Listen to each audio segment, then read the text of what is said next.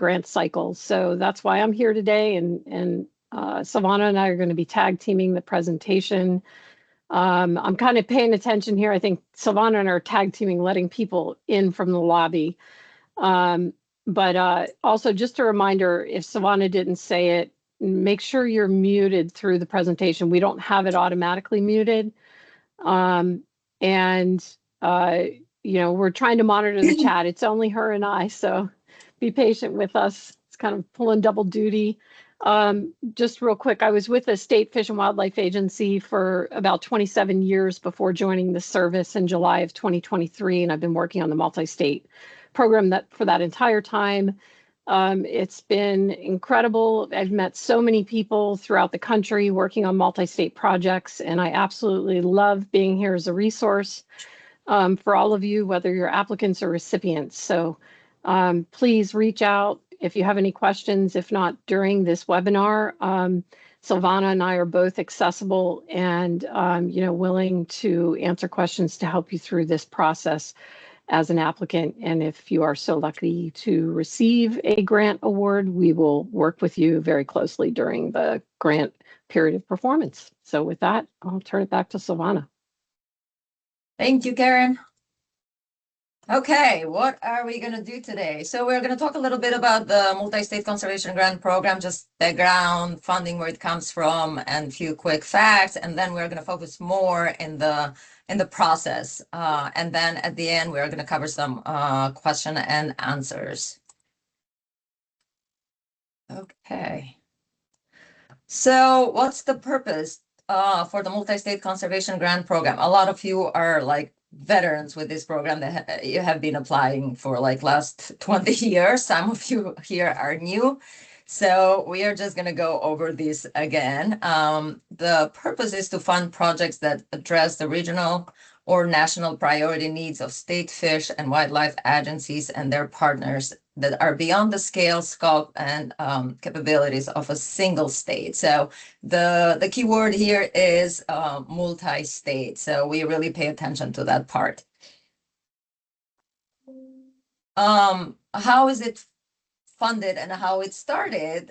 It was established in 2000 under the Wildlife and Sportfish Restoration Program Improvement Act. And back then it was just called Multi-State Conservation Grant Program.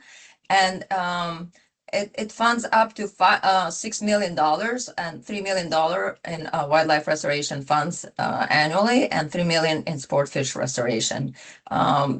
Types of projects is wildlife and sport fish conservation, restoration and management projects, and projects that provide public use and benefit from these resources, including the R3. In 2019, we had the PR mod with that long name that you can see there, which was authorized, additional $5 million. And that one went for hunter and target shooter recruitment, retention, and reactivation. So the R3 Multi-State Conservation Grant Program receives $5 million in wildlife restoration funds annually. And this is for projects that promote national hunting and target shooting R3 programs. So now we have kind of like two parts. They're like the same pot, like it's the same program, but we have the traditional ones and the R3 ones. I'll let Karen to go into the details on that funding for a second. Yeah, so this slide is really relevant to some of the information we're going to present on eligibility and helping you understand why certain things are eligible and certain things are not eligible under this program. The source of funding under the Wildlife Restoration Act is a federal excise tax that's paid by the manufacturers of firearms and ammunition and archery equipment. That funding is collected, it's then put in a trust fund and divvied up to various sources, but one of them, as Silvana just said, is to the multi-state program. So there's $3 million coming out of the Wildlife Restoration Act for what we call traditional projects, anything from wildlife research to management, hunter education, hunter safety.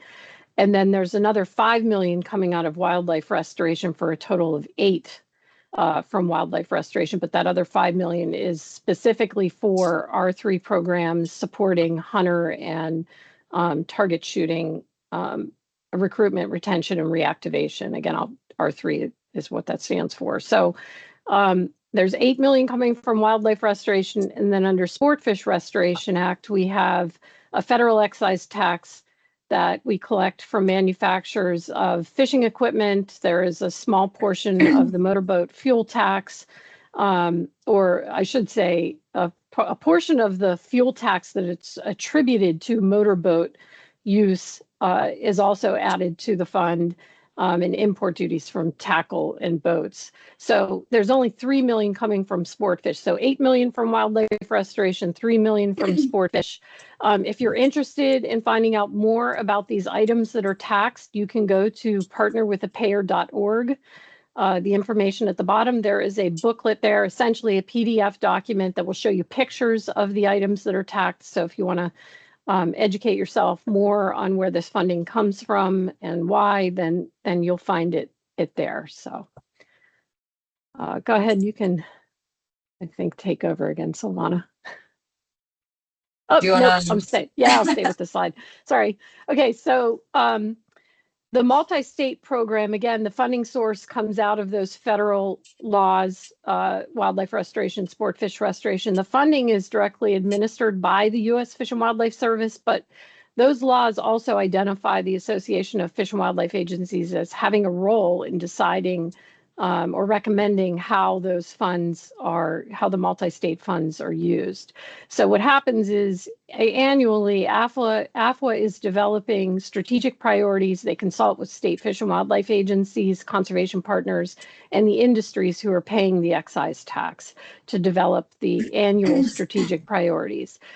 Then U.S. Fish and Wildlife Service, myself with others involved, publishes what's called a Notice of Funding Opportunity, which is the official document that identifies the funding that's available and all the rules that go along with how you apply for the funding.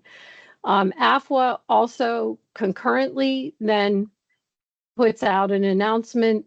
They post on their multi-state conservation grant page information about the strategic priorities, and provide more details to help applicants apply. And they're actually, AFWA is the one that's we're going to explain this, but they're going to take the applications first through their portal. And then they manage the technical review teams and provide a recommendation to the U.S. Fish and Wildlife Service about the projects they think best carry out the strategic priorities that they've identified in cooperation with partners.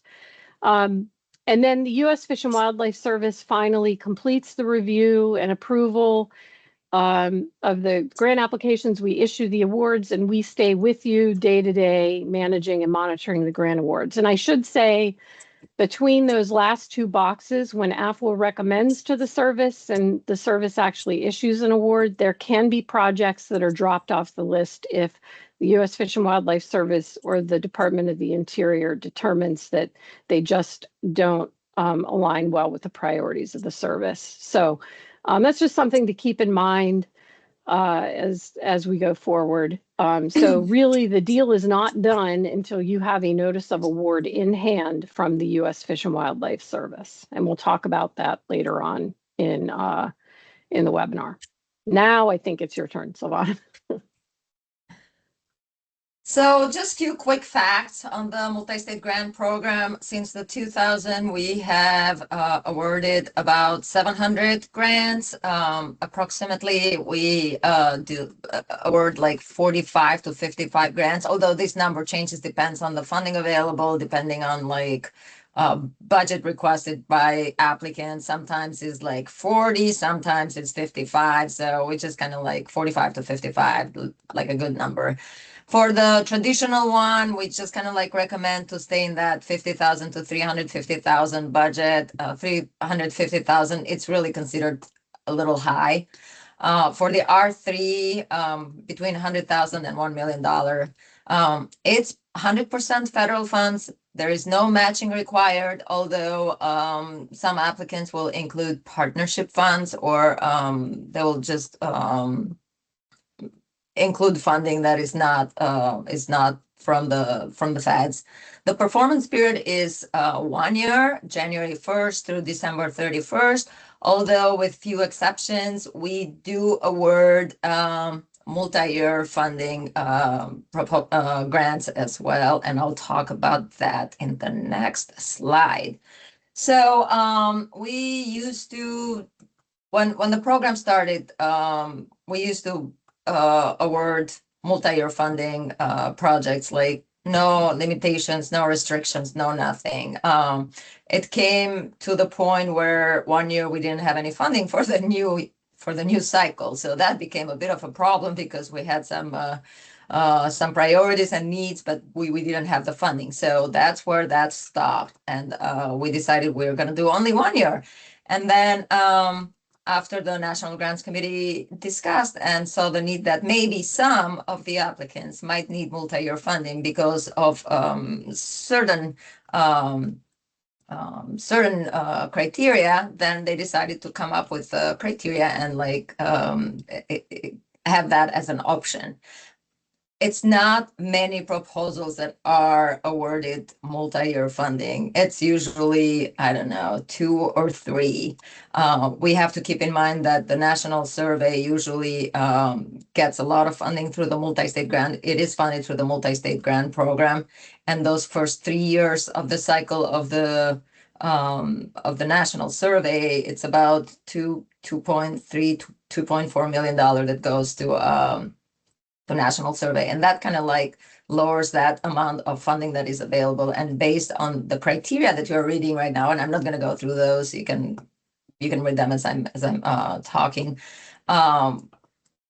Some years we just say that there is no funding this year for the multi-year funding, and actually there was no funding last year for multi-year funding, and we did not award any multi-year funding proposal. And the same is going to be applying for this year as well, for this cycle, for the 2027.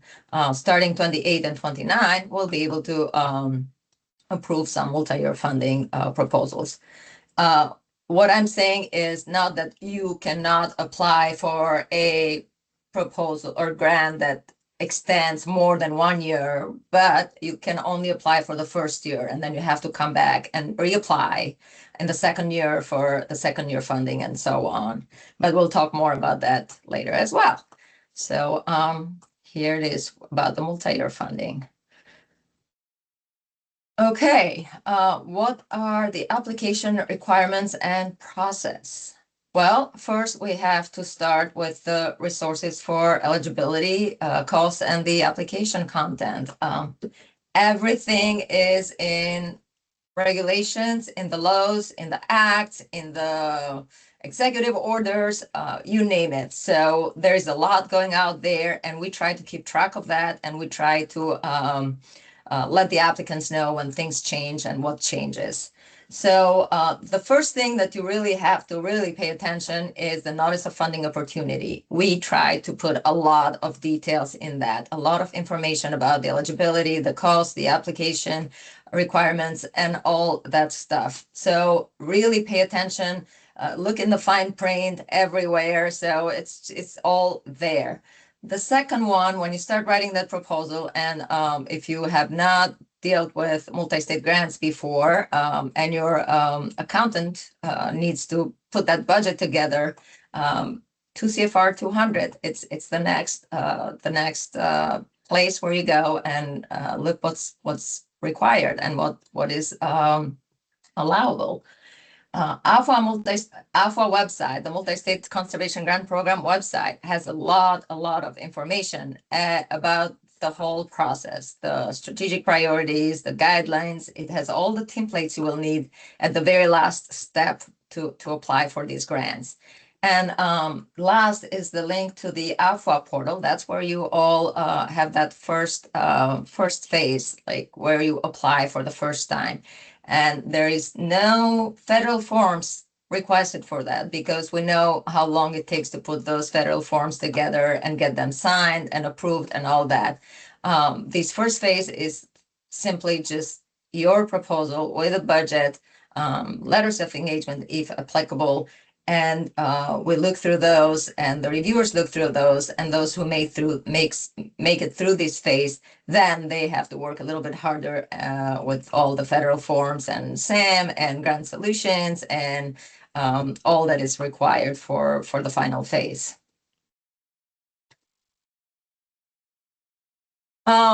Well, before you start applying, you need to figure out if you're eligible first before you start writing your whole idea and proposal down. So applicants, states or group of states, nonprofit organization, C3, C6, C4, C whatever. If you are a nonprofit, you are eligible. Private or public universities and colleges. U.S. Fish and Wildlife Service, and that is to carry out the National Survey of Fishing and Hunting and Wildlife Associated Recreation. The project must benefit, if you remember going back, multi-state, at least 26 states, majority of the states in a U.S. Fish and Wildlife Service region, majority of the states in AFWA Regional Association. So when we say majority is more than half, like 13 states, then it has to be 7. 12 states, it still has to be 7. So just do that math. I get those questions all the time. So we kind of need to like kind of stop and focus on that part. It must address one of multi-state conservation grant program strategic priorities. We'll talk about those in a little bit. Species and activities eligibility. Karen will go in details. I call her the queen of eligibility. And then project must be on the priority list of projects that AFWA submits to Fish and Wildlife Service. What that means is that there is an application in grants.gov, and some people just choose not to read the instructions, and they go and apply in grants.gov, and they do not submit that application in the AFWA portal, which is the entry to review and to that priority list. So if you are submitting a grant at grants.gov and you haven't submitted it at AFWA portal, we are not going to review your grant, and then your grant is not going to be in that list. And it doesn't matter what, your grant is not going to be approved. So that's part of that. The strategic priorities we have, those are reviewed and updated each year based on emerging new priorities. We have a new document this year. We reviewed them last year. The AFWA president set up a president's work group that worked on those strategic priorities. This work group is still working. Right now, they're still a little bit not so narrowed, so a lot of projects may fit in there, but we're looking for the next year to kind of like narrow those down and have like whatever emerging issues are for the year for the states. The document defines and elaborates on each priority to make it easier for the applicants to see what needs are, and for the reviewers who are scoring to define if those proposals address those priorities. So it's a document. When you go there and you read it and you have an idea and you're like, where does mine fit? And if it takes you more than like a day to figure it out where it fits, it means that maybe it does not fit in the program. So if you don't have like, if you go in and you don't see your idea fitting any of that, I would give up. So just saying. As I mentioned, the Multi-State Conservation Grant Program website in AFWA is full of information. There are like a lot of parts there. One part has the timeline and you can see the dates when what is happening. And then the other part, you can find all kinds of the documents.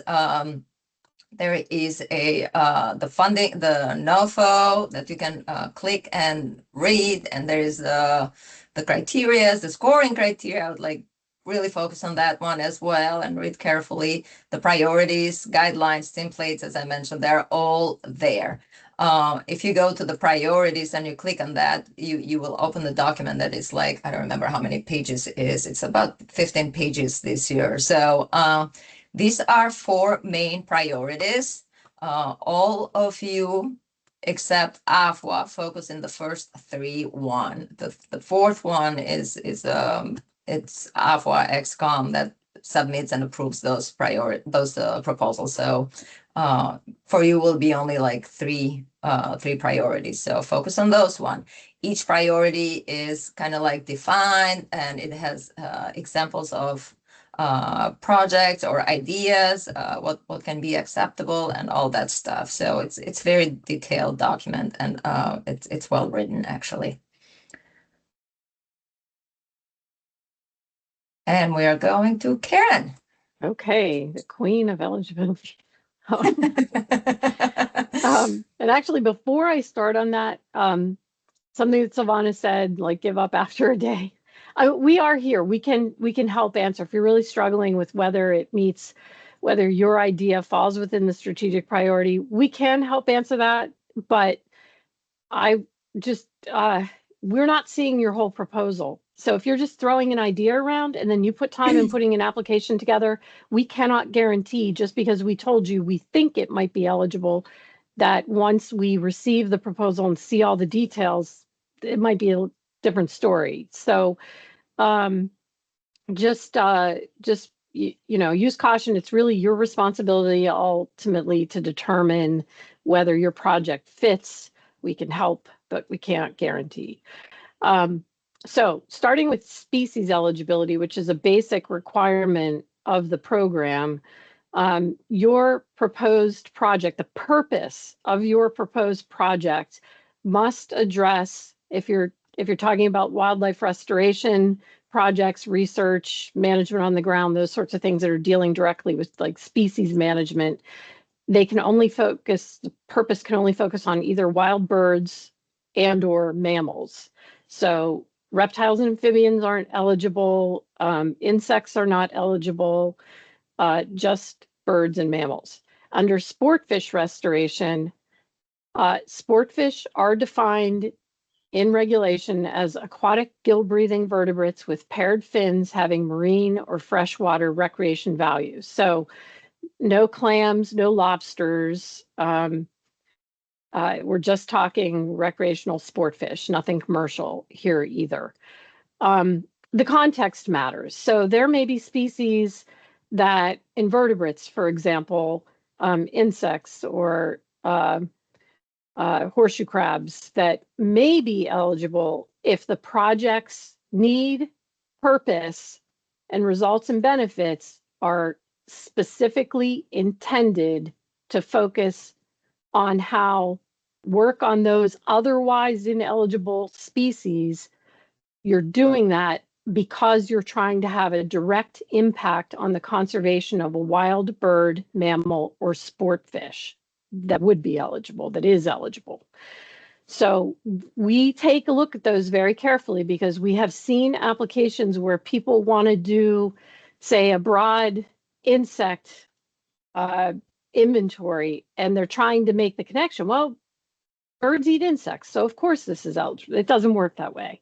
You have to have a specific bird need in order to be researching or monitoring or managing that species that is not otherwise eligible. Invasive species, projects that involve food resources, habitats, and diseases. If it was just a standalone, it wouldn't be. But if the project is, the reason for doing it is to help a wild bird, mammal, or sport fish, then it could be eligible. Next slide.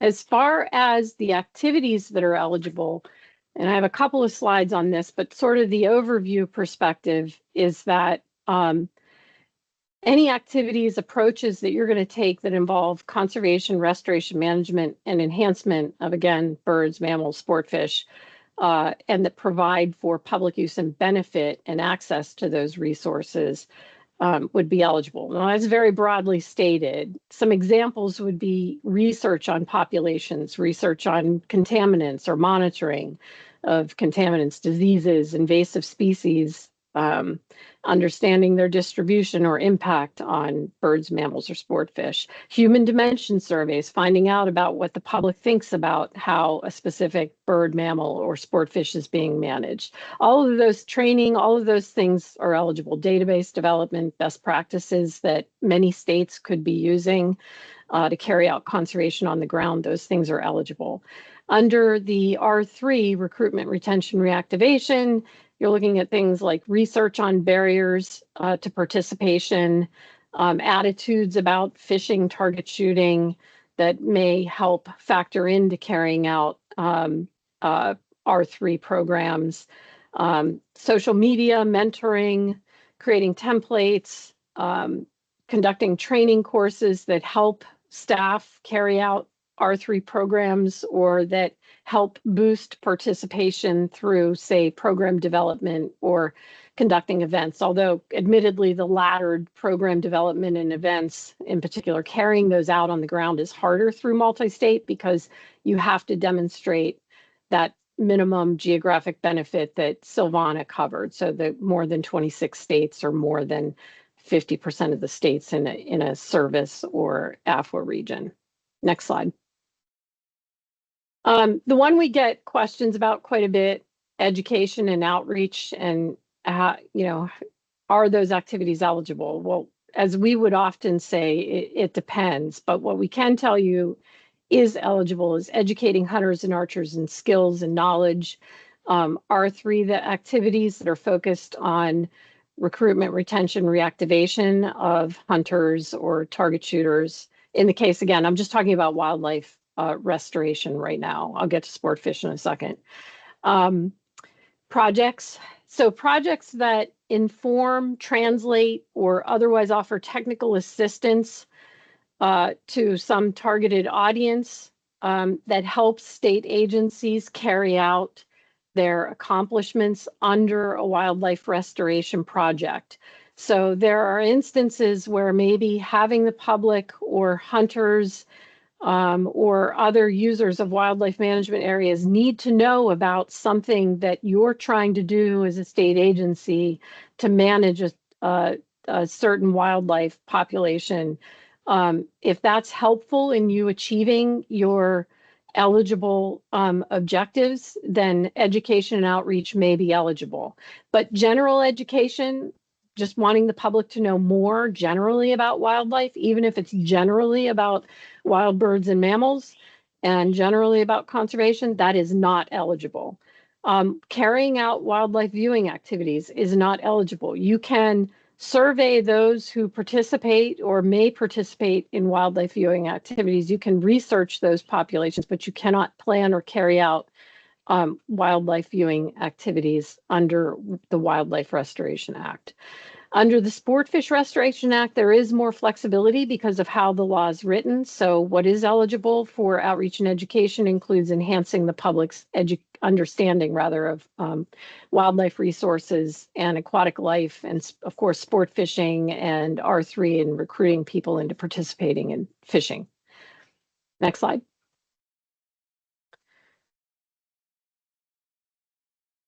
Silvana, can you hit the next slide? She go. There we go.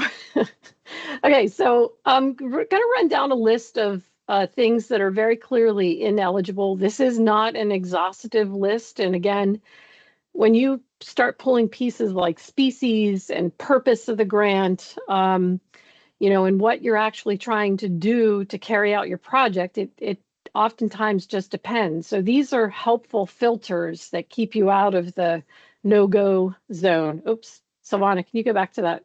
There we go.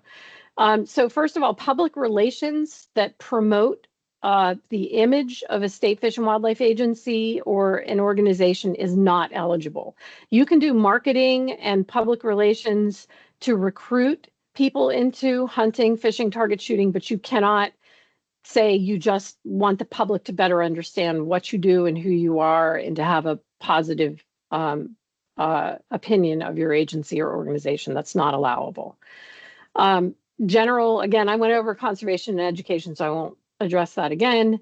You cannot generate revenue as the primary purpose of your project. So you can't write a grant that says, we really need these states to increase their license revenue. We want grant funding to make more money. That's not allowable. You can use, and this very much applies to the R3 universe, but you can use and reference the number of licenses or permits as a measure or an indicator of the people who are participating in hunting, fishing, target shooting. There isn't really, not all states have something that's comparable, but so in that context, but if you are referencing licenses or permits or registrations, please be sure to provide the context in which you're using it, because you're trying to track participation, not because you're trying to increase revenue. Never say that. Don't do that. You cannot establish laws and regulations under these grant funds. That's not allowable, but you can. And that means you just can't sit down and craft the language go through whatever regulatory or policy requirements there are. You can't go through those processes, but you can take existing laws and regulations. You can put them in common language that people will understand, that will help reduce barriers to participation in things like hunting, fishing, target shooting, or visitors to the wildlife areas.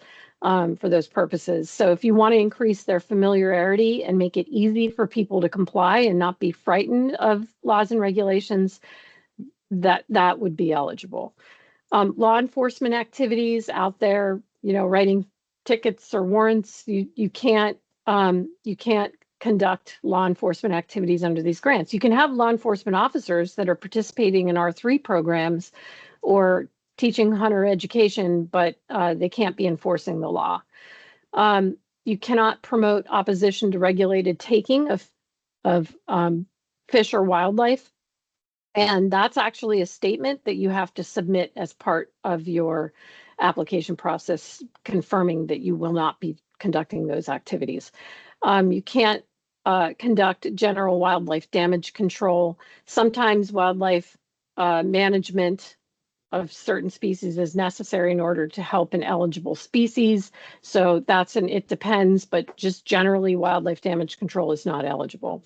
Land acquisition and construction, renovation or constructing new infrastructure, we don't see that through this program, and generally it could not be made eligible because it's hard to construct something or buy one piece of land and demonstrate that minimum required multi-state benefit. Next slide. And then the other thing that we have layered on all of this is that you need to be aware of presidential actions and Department of the Interior Secretary's orders. Those links are provided there. So you want to be sure you're not proposing something in your proposal or your application that would conflict with and violate requirements under these actions and orders. If you have any questions about that, again, you're welcome to reach out and we can help.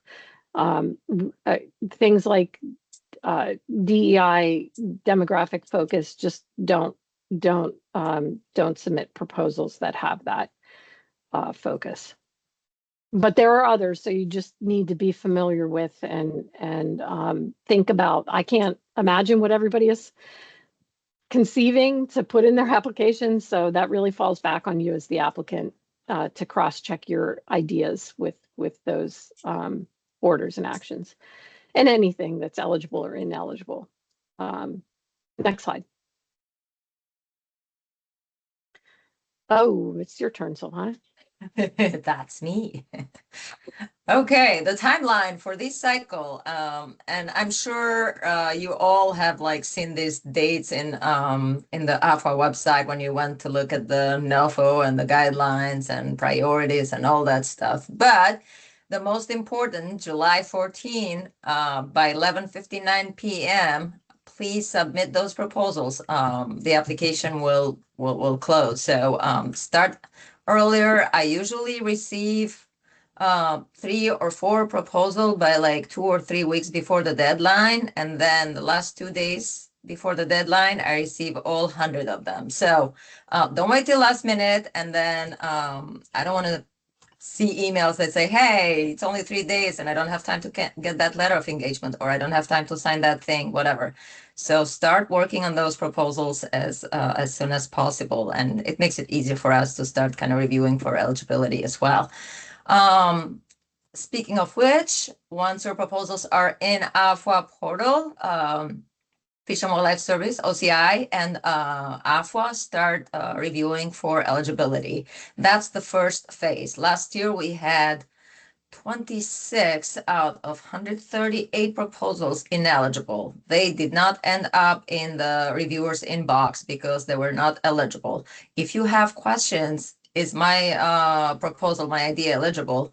Send that question to me and Karen, and we will let you know. We will not tell you if you're going to make it through or not, but we can tell you if that proposal is eligible or not, or are you wasting time writing a proposal that it's not going to make it even through the first step.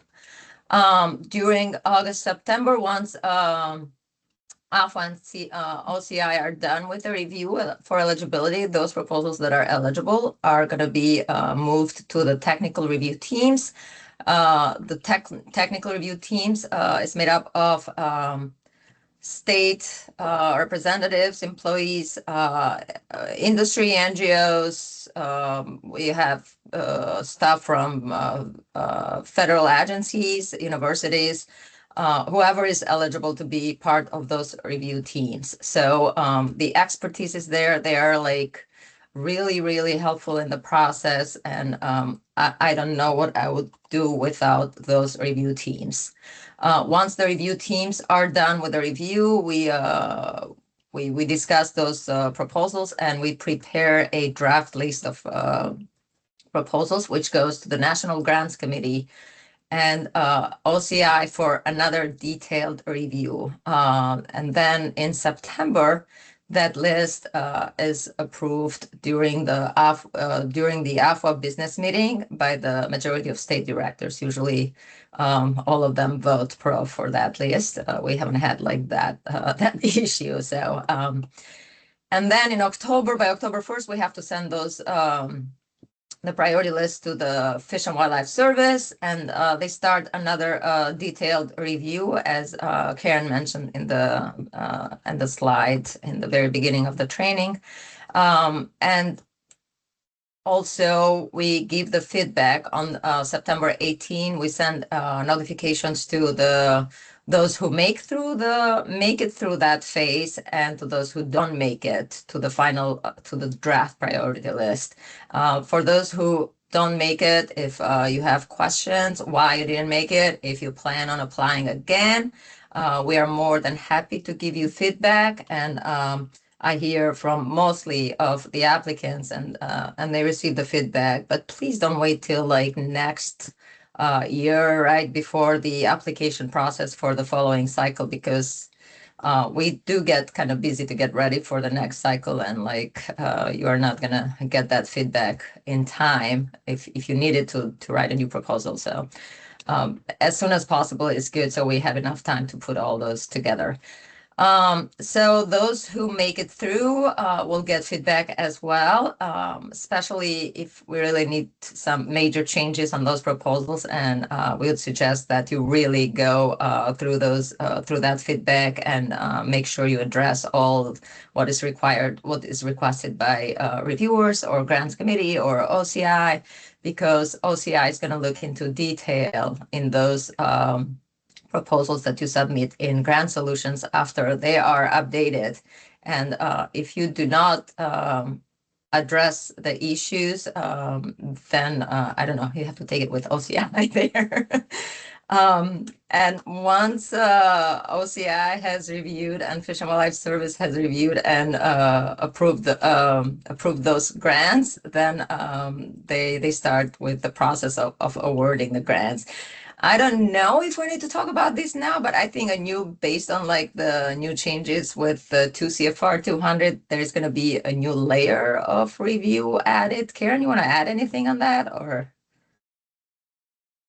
I don't think we need to at this time since 2 CFR 200 Okay. has not been finalized yet. So Okay, yeah. we'll skip that part, but it's kind of like the same thing that has been happening. I mean, those proposals before were approved by Fish and Wildlife Service, and once they were approved by Fish and Wildlife Service, they were awarded.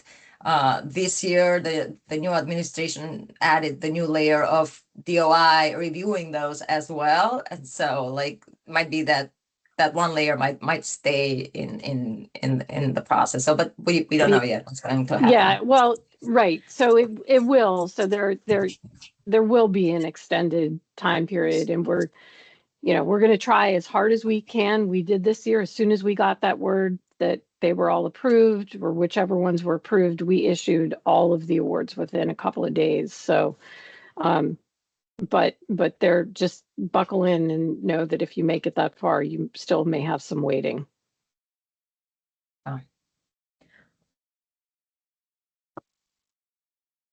Okay. The application process, we have two parts. The part one is where you just apply in the AFWA portal, and the only thing you need to submit there is the project narrative, budget narrative, and letters of engagement if applicable. And in the part two is that October 5th deadline I was talking about, after you hear that your proposal made it through into the priority list. Then you have to submit all these forms in Grant Solutions and AFWA portal. So project abstract, applications, and you will hear more about those as the process. So you don't have to like remember everything right now for the part two, because we will surely send a lot of information about those as well as the times goes by. And I think I'm gonna let you, Karen, take over. Okay, so this is the template for the project narrative that AFWA has posted on their website. And this is what you're going to want to use to make sure that you have all the information that's required in the process. Starting at the top there, we want your title to be descriptive but brief. Sometimes we get titles that almost look like paragraphs. Help us manage these projects by keeping it brief. There's no word limit or anything on that, but just asking everybody to use some common sense there.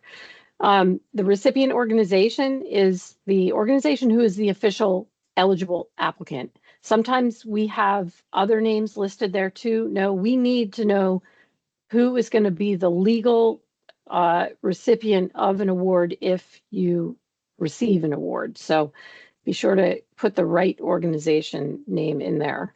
The recipient location, we're just looking for where that organization is based, or if it's a state or territory, of course, just confirming, because these are multi-state projects. We just want to know where the lead applicant is based.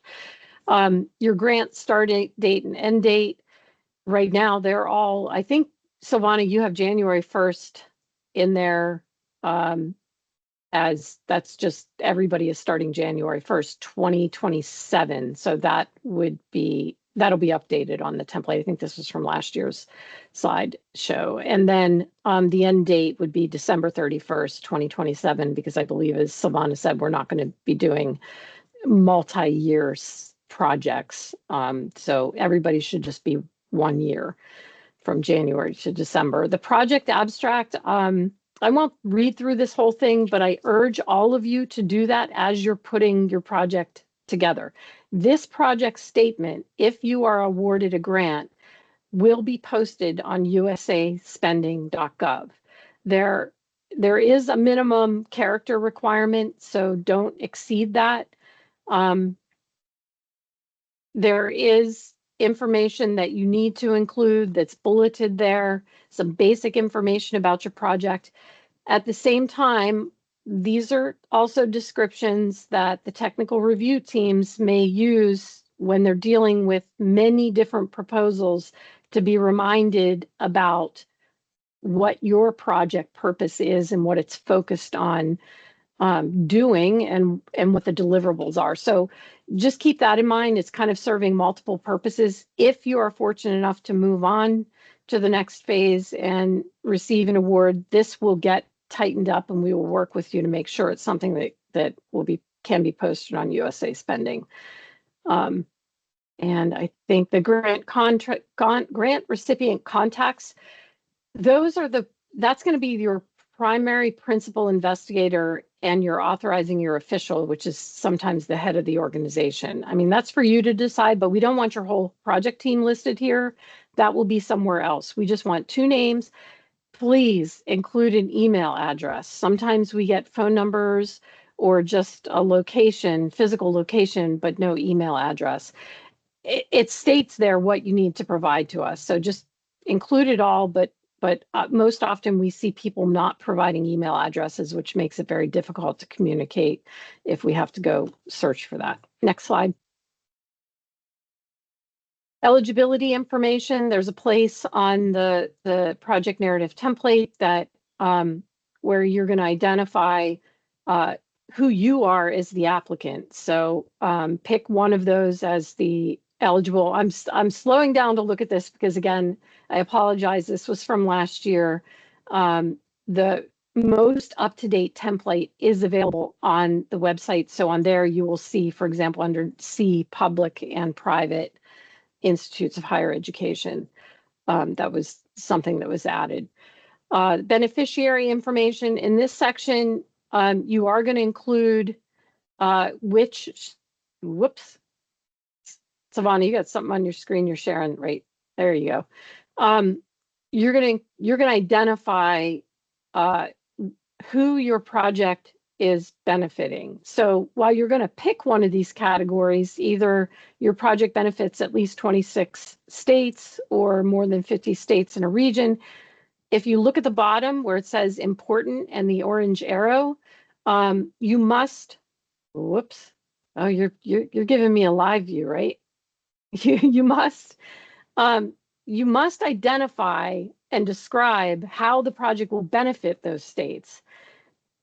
Because oftentimes it's like, well, you circle one and you might actually list, say in one of the regions, you might list the 10 out of 14 states that are going to benefit, but we can't tell from the rest of the proposal how those states are actually benefiting from what you're going to do. So then it starts to become a puzzle and we start to get concerned about eligibility. So you want to focus on this to make sure this doesn't become an eligibility determination issue for your application. Next slide.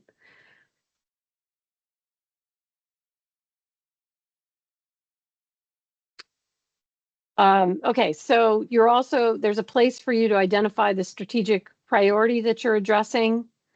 You're gonna want to just pick one, the primary one. Silvana can help advise if you have questions on that. This is more of an AFWA requirement. And eligibility standards, is your project eligible according to the eligibility standards? That's kind of just, we're forcing you to say, look, you've been provided with information about species that are eligible and activities that are eligible. Confirm for us that you're paying attention. Unfortunately, we know some people are just putting a yes in there and we're still discovering, no, it's not eligible. So for whatever it's worth, we include that in there. We hope you're paying attention to it and giving it some mindful consideration as you're completing your application. Under funding programs, you're going to check one of those boxes. Are you requesting, is your project primarily a wildlife, maybe focused on a wild bird or mammal, or is it R3 modern multi-state, which is the R3 funding under wildlife restoration? So is it a hunting target shooting project? Does it involve sport fish, either research, management, or maybe it's an R3 sport fish project? So if you have any questions about that, I mean, getting the box wrong isn't going to kick you out. It helps us process your application and knowing what you're requesting, but we are looking at the project in totality to make sure, like some people may mistakenly pick sport fish when their project has nothing to do with sport fish at all. Next slide. Or I don't know if there's anything left on this slide. Okay, so diving into the actual meat of the project statement, there are 10 sections that you're going to be paying close attention to, and the directions that you're seeing on the screen. This is what you'll see when you go to AFWA's website and download this document. Pay attention to this. I mean, the template is blank for need, purpose, objectives, etc. These are just your instructions, and these are so concise and they're so easy to follow that we strongly suggest it's only 2 pages. Give it a good look. And as you're preparing to put your application together, pay close attention to what's in there. Next slide. What we're going to do, though, is go over these in a much sort of higher level view. So just some quick tips before we go through each of the 10 sections. You want to use that template. You're going to download it from AFWA's website. That will help you make sure the boxes are checked, so to speak, in terms of requirements. Go back up 1 slide.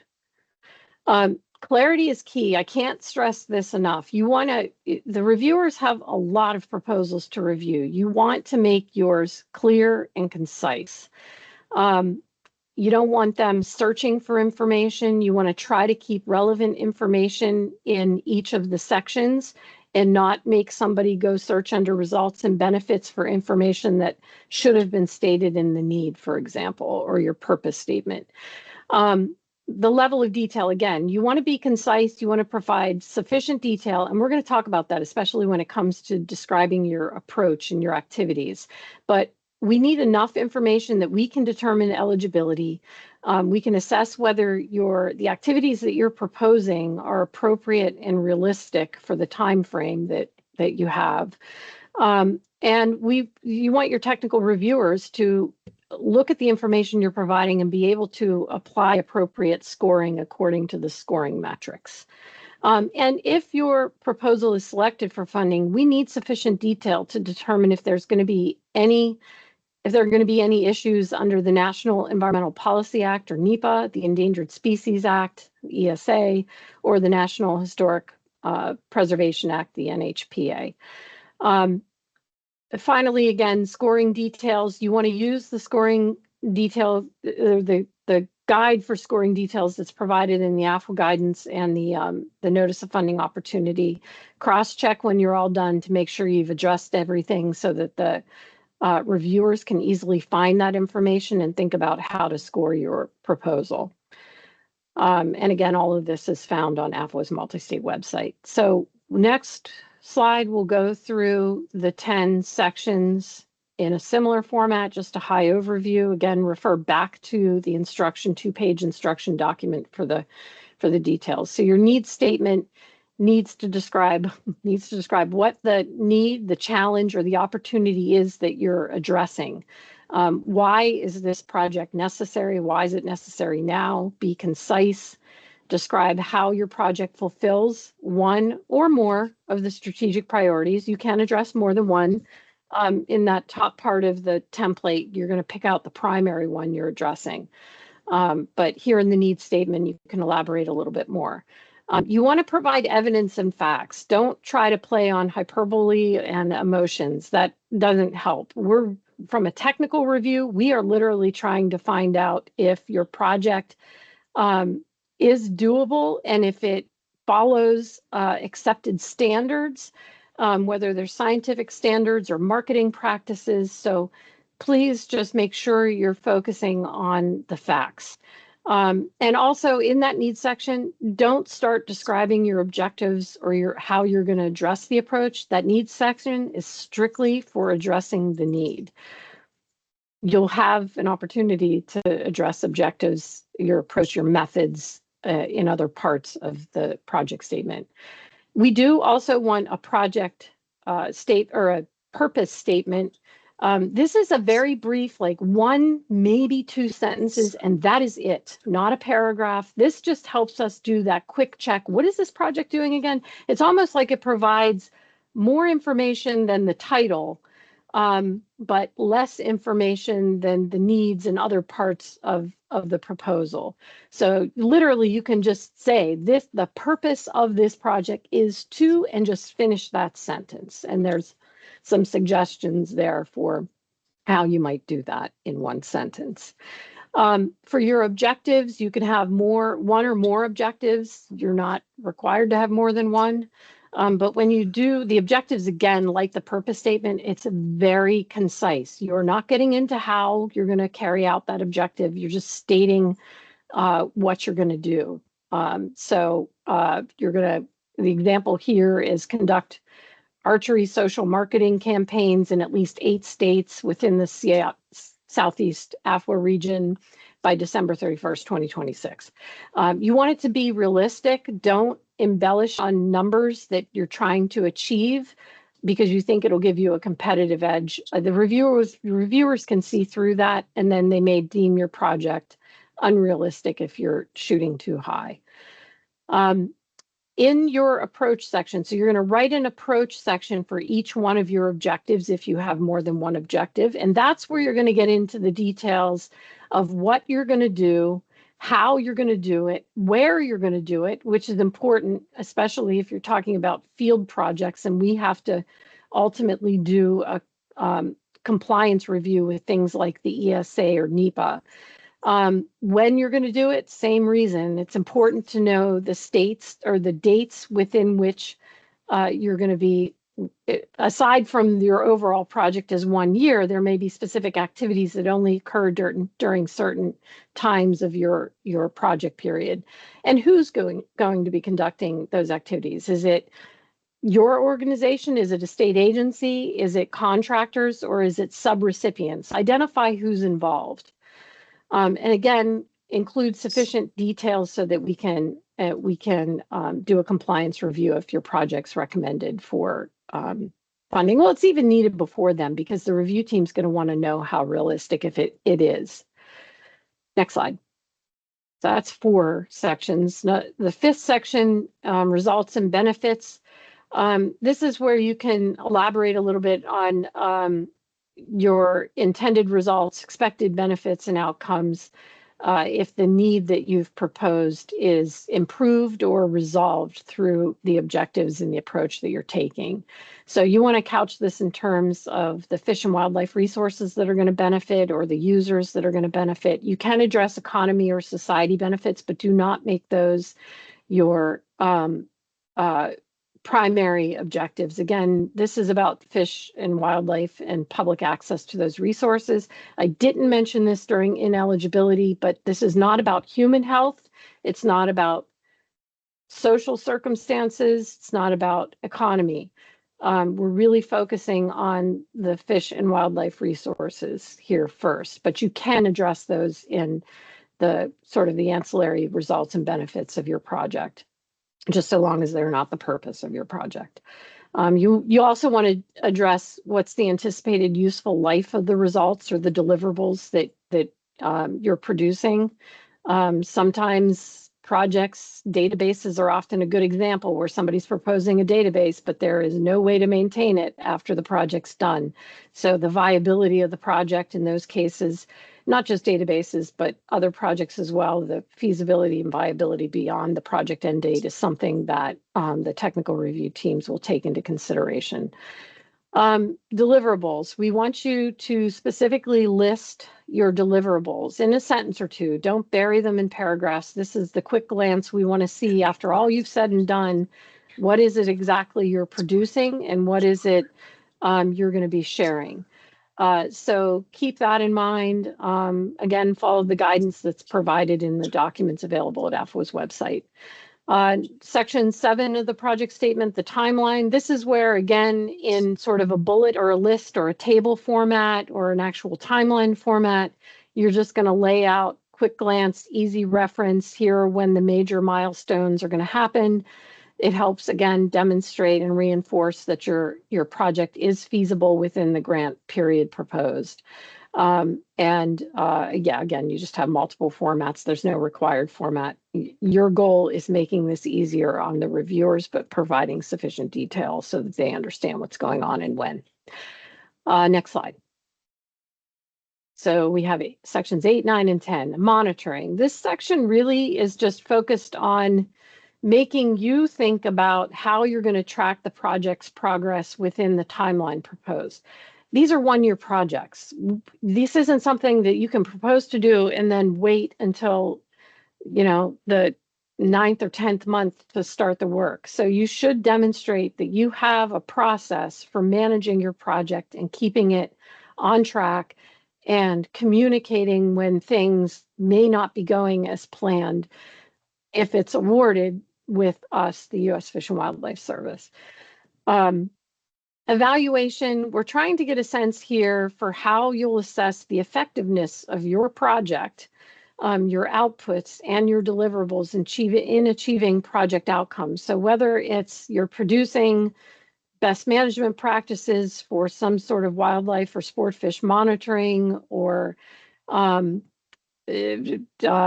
you're doing a project to increase participation in hunting or archery or whatever it is, tell us how you're going to take it, how you see your project when it's done actually having a real world impact on the thing that you said was needed,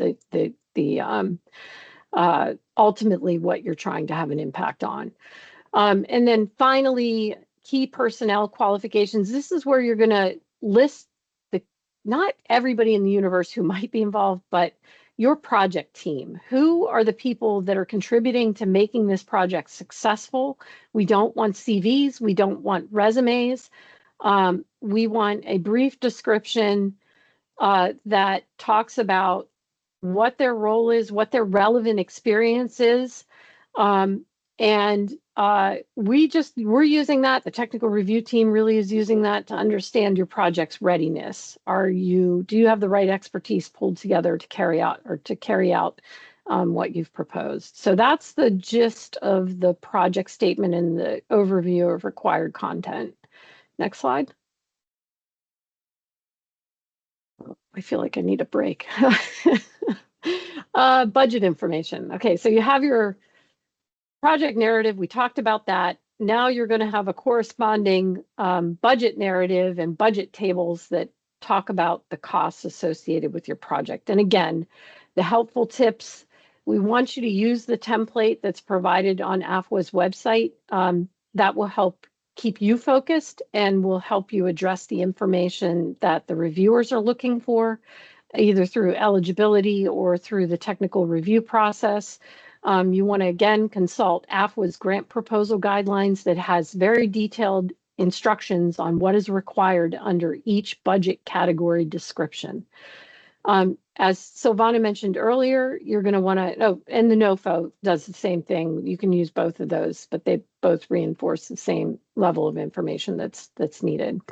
As Silvana mentioned earlier, you're going to want to refer to 2 CFR 200.400, the cost principles. That's a hyperlink to them there.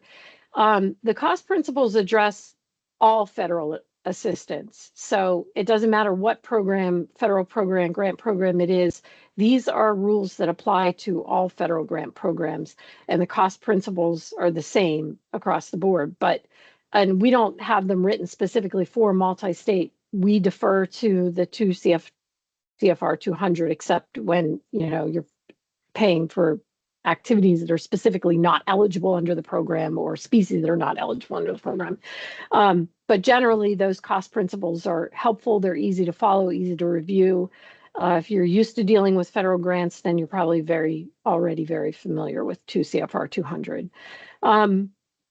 You want to use this information to demonstrate that your project is cost effective and that the costs that you're proposing are necessary and reasonable to accomplish the objectives in this grant or in this proposal that you're submitting. You also want to provide sufficient details to demonstrate the costs are allowable and that they're allocable. What I mean by allocable is that it is possible that you have a project that does involve things that aren't eligible, but they're just still part of the larger scope of something you're carrying out. In that case, you essentially need to prorate and only count the proportional costs for the things that are eligible and allowable under your multi-state conservation grant program. If you have any questions about that, we can help show you what that looks like. But go ahead, and I don't know if I actually go into that in more detail here, but let's go through allowable costs. So again, you want to show what's necessary and reasonable. If you're doing a sport fish project and you do need a boat of some sort, I'm sure you don't need the one that is shown on the slide here. You probably need something more like maybe a John boat, maybe you need a kayak. I don't know, but the things that you're proposing to spend money on need to be proportionate to the need to carry out the objectives and approach. Also, no double dipping. So if you already have other grants that are funding work that you're doing, you need to let us know what the relationship is. You are not allowed to use multi-state funding to pay for things that are already covered under other federal grants you're receiving. You need to adequately document, and this is really post-award. I mean, you need to document in your budget narrative how you arrived at the calculations for your costs, sufficient detail there. But if awarded, you do need to keep records of your costs in your files in the event of an audit. The costs that you expend need to be during the approved grant period, so between January 1st and December 31st. Again, I addressed cost allocation briefly, but if you do have a case of cost allocation where you have a larger project that involves other things that wouldn't be eligible under multi-state, but it makes sense to have them bundled together, you need to show us how only the costs that are associated with things that are eligible under the multi-state program, how did you calculate that? So if it's like a survey, how did you determine what number of people you surveyed, or what proportion of time spent surveying is allocable to the multi-state conservation grant program? We don't see that very often, so I don't want to harp on it. If you think you're in that situation, just give me a call and we can talk about it. So there are other details about what's allowable and what you need pre-approval for in the cost principles. So I think it's called prior written approval for things like travel, salaries. So, if you're planning on those things, make sure you're including them. I'll probably talk about this. Travel is one that we sometimes see people leave out of the budget narrative, even though they clearly talk about traveling to meetings or doing something in their project narrative. So just be sure you're cross-checking what you've said you're going to do in your proposal with the details you're providing in the budget narrative. Again, unallowable costs, these mirror the things that I said were ineligible: general advertising and public relations, fundraising, lobbying, entertainment, alcoholic beverages. Costs outside of the approved grant period are not allowable. Next slide. Okay, so this is just another, again, a quick shot, maybe taking some of the fear out of some of the resources that AFWA is providing. There is a template. We don't want you deleting any of the budget categories in the template that you see on the right. If one of those categories does not apply, simply say does not apply or not applicable, because if you delete it and we see something in the project narrative that suggests maybe you are traveling, or you probably have an equipment purchase, but you've deleted that from the narrative, then we're left wondering. And that does happen. So the document on the left provides the instructions on what needs to be provided under each budget category if it applies to your project. Next slide. So in the budget narrative, in that template, these are the budget categories that you're going to find there. If you have personnel, we want you to list the positions involved, describe their role very briefly, because you may have already done that elsewhere, but just in a few sentences or in a few words, just identify the role. Include their salary and wages and the percent of time they're going to be spending on the project. For fringe, of course, is allowable. We want you to identify the organization's approved fringe rate described what's included in that rate, even if it's just a list of these items or similar items that you know are part of your fringe rate. You need to include that. For travel, we want you to identify, and by the way, this travel is only for the applicant employees travel only. This, if you have subrecipients, if you are paying for people to travel to a meeting, that travel is handled elsewhere in the budget under the other category. Again, this is travel only for the applicant organization's employees. You identify who's going to be traveling, why are they traveling? Again, a few words that just say their role during the travel or how the travel is supporting the objectives, where they're traveling to, and estimated breakdown of costs for lodging, per diem, airfare, rental, or whatever the travel costs that you included in your estimate involve. So some of those might not. If they don't include them, but if they do, just list them there.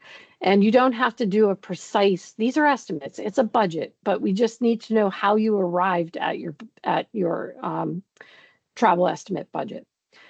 For equipment is defined as anything that has a useful life greater than 1 year and a per unit cost equal to or exceeding a lesser of your organization's established capitalization level, or $10,000. So if a single item costs more than $10,000 and you as an organization don't have in your policies and procedures identified equipment or defined equipment as less than $5,000, then you can use $10,000. If your policies and procedures identify equipment as having a value of something less than $10,000, then you need to include that item. If your agency or your organization says equipment is something that costs $5,000 and has a greater than 1 year useful life, then you're going to include that here. But the default from the federal perspective in 2 CFR 200 is 10,000. If it doesn't fall within equipment, then you'd put it under supplies. So essentially supplies are anything that don't meet the definition of equipment. I know things like radios, equipment, I don't know, some other things that just you would think about as, and I just said it myself, you think about them as equipment, but if it doesn't meet that definition of equipment, then technically it's considered a supply. Under contractual, you want to list and describe each of the contractual services. You may or may not know who those vendors are. If you do, you can identify them. If you don't, that's fine. But you, at least if you plan on having 3 contracts, identify those 3 contracts, estimate the value you think would be associated with each one of those contracts, and identify, what the contractual service is for. How does it help you achieve the project objective? You are not going to list subawards or subrecipients under contractual. Subawards and subrecipients get identified under other. Other things that go under other are participant support costs that include things like stipends, participant travel to participate in or contribute to meetings you're planning or focus groups you're having, whatever it is. Registration fees go under other, printing and conference fees go under other, rental, training costs. This is sort of the catch-all. And if you're unsure, put it there, describe it well enough that we can understand when we're interpreting the budget, if it's in the proper location. Again, that's not going to kick you out. It just helps the review process go much faster. And with those details described, it helps both eligibility and technical review understand whether your costs are necessary and reasonable. Indirect charges, we're going to talk about a little bit more about this, but indirect charges in the budget narrative, tell me if you're using a negotiated indirect cost rate agreement, if your organization has one, that's what the NICRA is, or if you're going to default to using the de minimis rate, which is up to 15% as identified in 2 CFR 200. So we want you to identify the rate that you're using and whether that's based on a NICRA or whether it's whether you're defaulting to the de minimis rate. Program income. Let me go back to indirect because there is something else there. You also want to describe the base cost upon which the indirect is applied, and I'll be showing what that looks like when we look at the budget table. Program income is the last category. This is so rare in multi-state grants. There may be one a year that we have that that includes program income. So you could earn income as a result of grant activities that are incidental to your grant, not the purpose of your grant. So if you think you have program income, a fee that you might be charging to attend a meeting, and you want to understand program income more if you're not familiar with it, you might want to ask that question before, as you're putting your budget together, before you submit your proposal, and we can help walk you through that. So that would take, program income could take like its own training session. We won't do that here. Next slide. We're already hitting, I don't know, an hour and 15 minutes.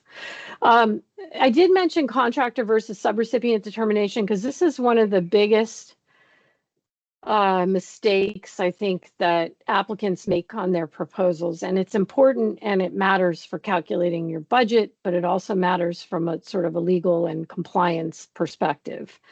Subrecipients and contractors are two different things, and they're treated differently, both from a legal perspective and in terms of how indirect can be calculated on your base cost. So again, it could affect the budget if the indirect is calculated incorrectly.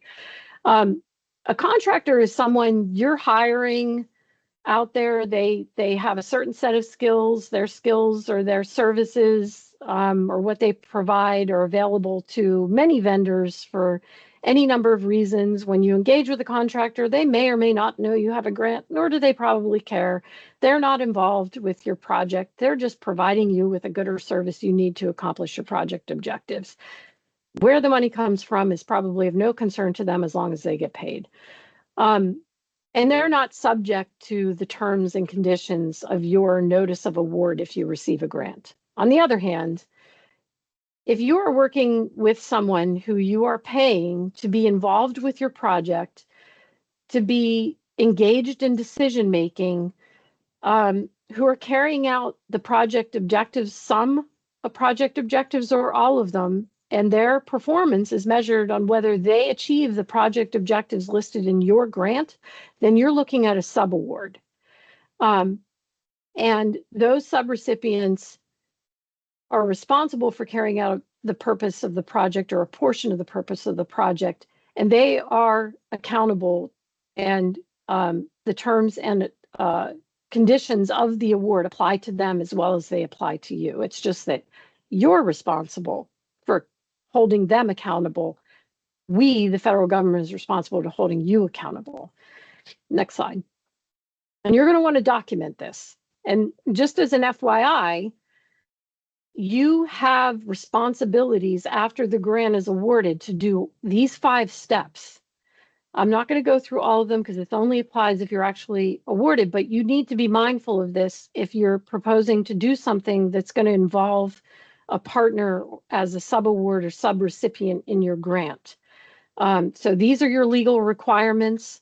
They're not difficult to follow. I encourage you to take a look at this slide, click on these links, and understand what your responsibilities are as a recipient if you are awarded a grant. Next slide. Okay, indirect. And maybe this is for people who aren't familiar with indirect and how indirect costs work as you're developing your budget. Indirect costs are the expenses of doing business that are not readily identifiable with a particular grant or project or activity, but they're just necessary for keeping your organization going, keeping the lights on. And so the grant funding can be used to support that within reason. As an organization, you may have what's called a negotiated indirect cost rate agreement, which is an agreement that your organization has with one federal agency that you mostly work with. It could be the Department of the Interior, it could be Department of Commerce, or Department of Health and Social Services, or whatever. You're going to have one with a federal government agency. You can use that for this grant or for this proposal in building your budget. Again, you need to identify it.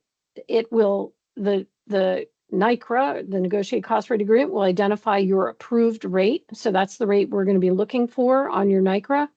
And it will also identify the allowable base costs that your indirect cost rate can apply to. So when you're putting together your budget table, There are some costs in your budget where you can apply in this case, 29.21%, and there are other costs that are not eligible. Oftentimes, participant support costs, subawards, or at least some portion of a subaward is not allowable as part of your base.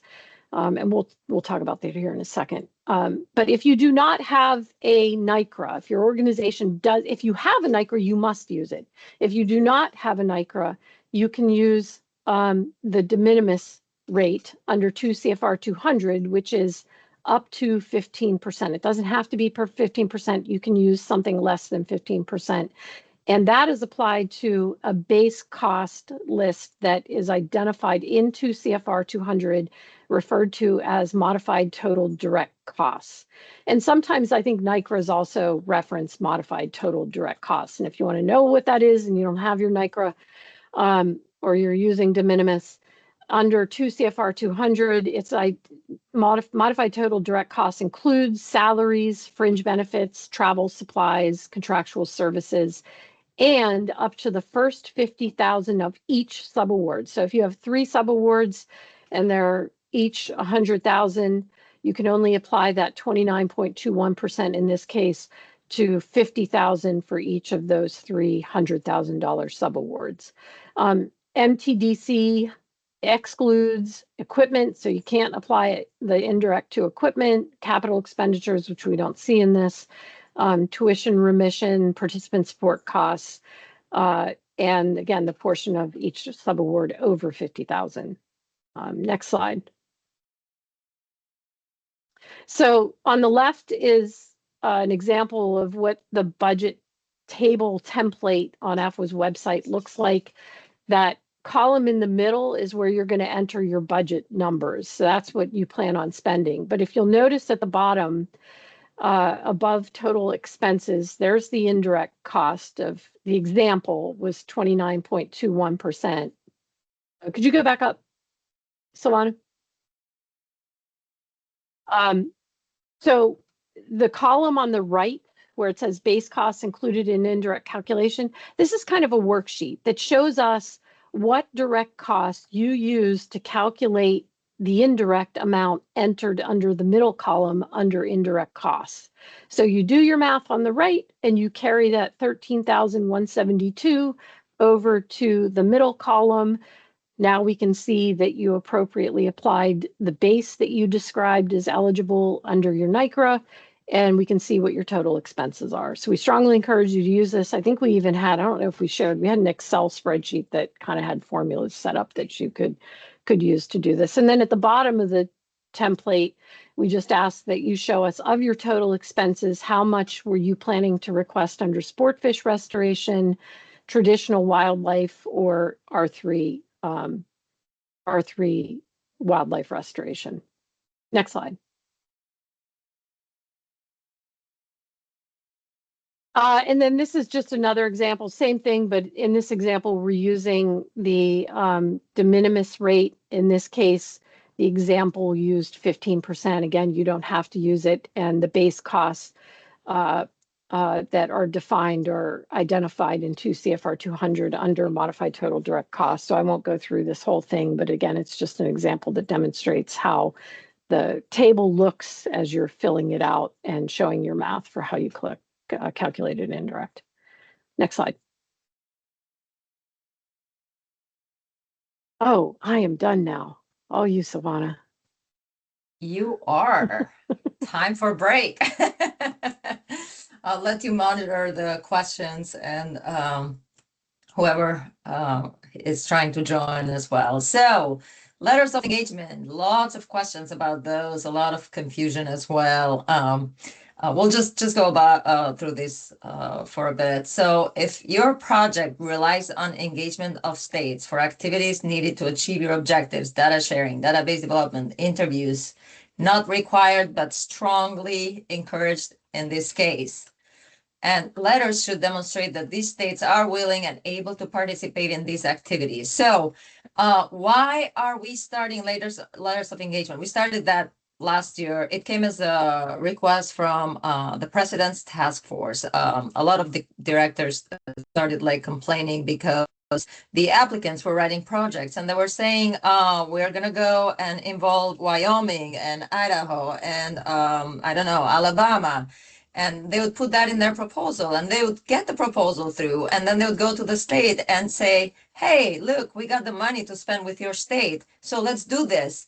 And the state is like, but no, I don't want to do that. Like, we never talked about that. So that's why we started those letters of engagement.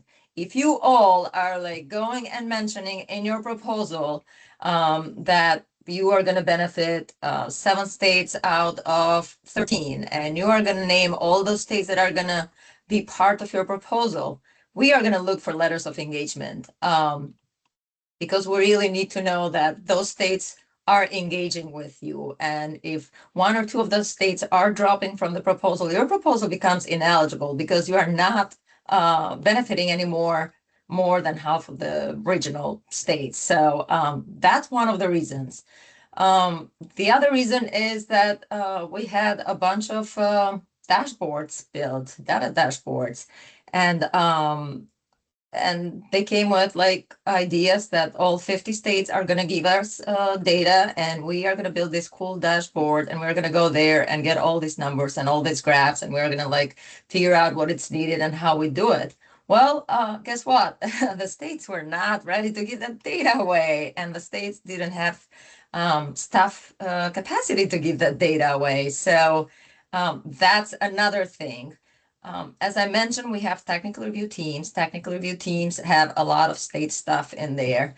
And they will read those proposals and they know when the state is going to be involved or not involved. At least most of them do.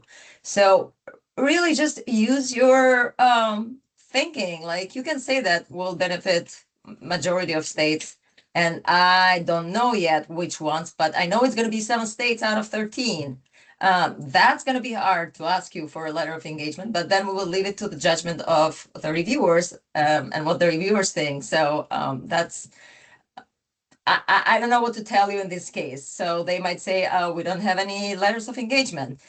Does that affect the scoring? Again, it's not part of, we have as part of scoring, we have the states benefiting, the multi-state benefit on the scoring. So that's kind of like where the reviewers are more like focused when they look at the letters of engagement, like, okay, is that going to benefit all the states? Maybe, maybe not. So you kind of need to convince the reviewers that what you are saying is going to happen. Let's put it that way. Now, you submit letters of engagement, you're covered, you're good, you got all your points. So that's good. But if you are not. Silvana, I Yes. just want to jump in real quick because even though it's not explicitly like letters of engagement in the merit review and the scoring, under category 3, feasibility and merit, feasibility and technical merit, number 6, how likely is the described approach will achieve stated objectives and goals within the proposed timeline? I mean, that's where, and in other places, the technical reviewers are going to think about whether your project is feasible. Have you demonstrated that? And having those letters of engagement help the reviewers understand that. Right. So you really have to be like detailed. You cannot get the letters of engagement. You need to like figure out how to convince the reviewers that that proposal, that grant is going to benefit what you are saying is going to benefit. One example, like last year we have, they were doing some genetic stuff and they were hiring a company to do that. And they're like, oh yeah, we will benefit that many states because we're going to get all these results to the states and the states are going to use that. And then there were like stuff from the states that said like, yeah, but we don't have the experts for that. How are we going to do that? We don't have the money to hire someone to do that. So it's just like those things. So just keep an open mind in all the stuff that comes behind the how you are going to share the data with the states and you're involving these states. It's been always kind of like an issue, like, or some saying that we're going to do this research and then we're going in the national conferences, and we're going in the regional meetings, and we're going to talk about it. And we involved all the regions and all the states. So that's been like another issue. So just use your judgment. The reviewers, if you don't submit the letters of engagement, but you don't have a strong description of like how you are going to benefit those states, the reviewers are going to see that, and they're going to want to see those letters of engagement. And of course, the letters of engagement are submitted in the very first part. They are going to go with the proposals in the AFWA portal in the first part, not in the second part, not if you make it through. It's in the first part to see if you are going to make it through, because reviewers need to see those. Okay. Well, I've been talking about the review process and the review teams. So, oh, look, I didn't change that date. So after July 24th, after July 14th, AFWA staff and OCI are gonna conduct a detailed review for eligibility. Whatever proposal is eligible will make it through, and it will go to the review teams. The review teams are going to work through the scoring criteria that they have, and that is posted in AFWA website as well. So you can open that while you're writing your proposal and see like, how are you scoring compared to those scores? Like, it's kind of like just assessing yourself while you're writing. There are 4 review teams for the review. It's the conservation and science. It's the capacity. Well, the priorities changed for this year, so this changed too. But again, 4 review teams. One is for the landscape. Another one is for applied research, management and applied research. The other one is for R3, and another one for AFWA priorities. As I mentioned, Directors Forum, AFWA Executive Committee review the AFWA priorities. Each review team meets and discuss the scoring and ranks the applications. Draft of list of proposals are ranked by the review teams is sent to the OCI and the National Grants Committee, which are going to be reviewing the draft as well, have their comments, and then this list is is approved by the directors at the AFWA business meeting in September. Okay. What are the scoring criteria? There are, I think there is 7 of them, and they are maximum 100 points. The first one is the need. How well does the proposal meet the regional or national priority needs? Let me pull out for a second because I want to show. Okay. I'm going to pull it out right here. Well, comparing to different from last year, the new document of the strategic priorities includes some plans, which the directors saw necessary to include in those priorities. And they say, we don't want anymore the applicants to come to us and tell us what their idea is. We want them to come to us and ask us what we need and how they can help us. So with that in mind, you don't have to go and knock on the director's, state director door, but there are a bunch of regional and national plans out there. So you can go and look through those and see what the needs are out there. We have, there is the state wildlife action plans, which are state, but there are a lot of states that have like same species and issues. So you can look at the cross-state, cross-jurisdiction issues for that. So it still is like a multi-state benefit. But these are going to be the key this year to look at when you sit down and write those proposals, and then tell us how the states will benefit and why the state need that. Well, look, they have it in the plan. They approved that plan. It's their priority. So there we go. Benefits. It has to benefit multiple states. We talked about that. Feasibility and technical merit. Evaluates whether the proposal presents clear, measurable objectives, well-supported and detailed approach, and a high likelihood of success within the proposed timeline. Innovation, impact on conservation and R3 efforts, budget. And then there is one part that is open-ended questions where we ask the reviewers about the comments. And that's the feedback you receive. We go and summarize that feedback. And if you're asking for the feedback, that comes to you. And that is straight from the reviewers to help you next year to resubmit the proposal or to improve if you have or update whatever if you made it through. Hey, Silvana, before I Yes. jump in, I'm going to defer to you on there's 3 questions in the chat about letters of engagement. And there's also a question from Lynn Waterhouse about what you just covered in terms of the state plans. So if you could handle those 4, I'll keep going with the systems registration. Yes. Yeah. Does this mean that if your project is not part of these plans, you cannot apply?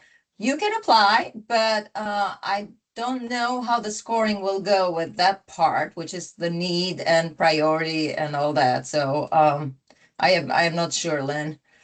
And Silvana, the other thing is the ones that are provided, the plans that are listed are not the only ones. There may be other plans out there. As long as you can reference and cite those, that would also help. Yeah. Yes, correct. We try to get all the plans that the directors were aware of or the regions were aware of. We send an email out and try to ask, like, well, what is out there? What can we use for the multi-state grants? And some of them are not eligible, so we didn't include them. But those that have like species activities, multi-state, we included those. So if there are other plans out there that you are aware of, but we are not, you still can cite that plan in your proposal. And again, it's very important to really cite those plans if you are addressing a priority or a species from those plans. Well, a letter from AFOA region saying they support work. It's not support, it's letters of engagement again, and engaging the states. The letters of engagements are coming only from state agencies. No regional association, no NGOs, no industry, no feds, no anybody else, just Fish and Wildlife agencies. If we have a steering committee for our project, are letters of engagement required from each state involved in steering committee if we list members in the proposal? Are those states that are going to be benefiting included? I don't know what that involves.